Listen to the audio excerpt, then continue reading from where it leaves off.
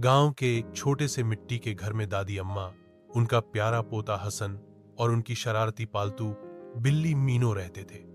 हसन को कहानियां पढ़ने का बहुत शौक था, खासकर एक पुरानी किताब जो दादी ने उसे दी थी, जादुई सपनों की दुनिया।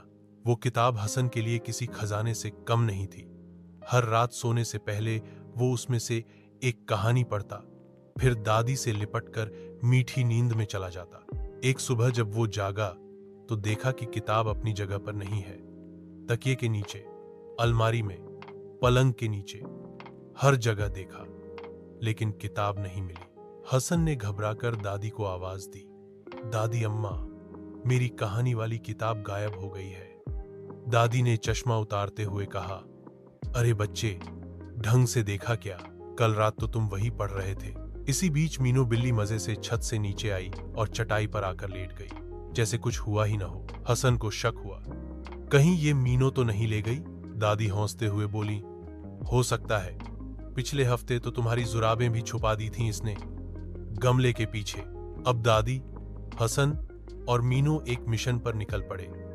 किताब ढूंढने का मिशन, खोज की शुरुआत। दादी ने सबसे पहले सुझाव दिया, चलो आंगन में देखते हैं, शायद तुम वहीं पढ़ते पढ़ते सो गए हो। आंगन में धूप खिली हुई थी, पंछी चहचहा रहे थे, लेकिन किताब का कोई नामो निशान नहीं था।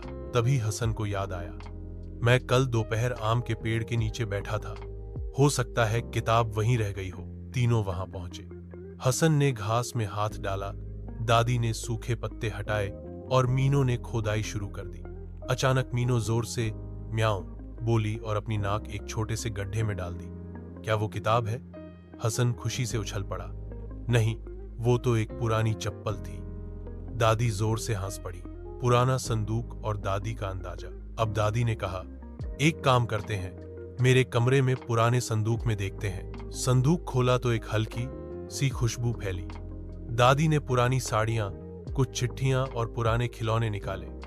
अचानक हसन की आंखें चमक उठी। ये देखो, यही तो मेरी किताब है।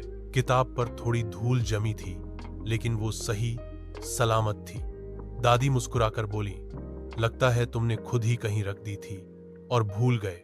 हसन थोड़ा शर्मिंदा हुआ, लेकिन फिर हंसते हुए बोला, पर दादी, आपने भी तो मीनू पर शक किया था। मीनू ने जैसे अपनी बेगुनाही दिखाने के लिए पूंछ हिलाई। कहानी का अंत और सबक। रात को हसन ने वही किताब खोली और दादी के पास बैठकर एक नई कहानी पढ़ने लगा। कहानी एक ऐसे बच्चे की थी जो अपनी प्यारी चीज खो देता है और बाद में उसे अपनी गलती का एहसास होता है। दादी ने हंसते हुए कहा, बेटा, कभी कभी चीजों का खो जाना बुरा नहीं होता, क्योंकि खोजते खोजते हम बहुत कुछ सीख लेते हैं। हसन ने सिर हिलाया। हाँ दादी, आज मैंने सीखा कि किसी पर शक करने से पहले अच्छी तरह सोच लेना चाहिए। मीनू ने जैसे हामी में म्याऊं कहा और फिर तीनों चैन की नींद सो गए।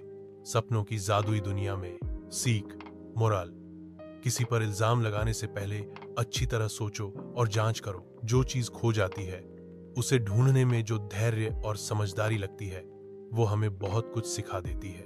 दादी, पोता और एक प्यारा पालतू जानवर मिलकर एक सुपर टीम बन सकते हैं।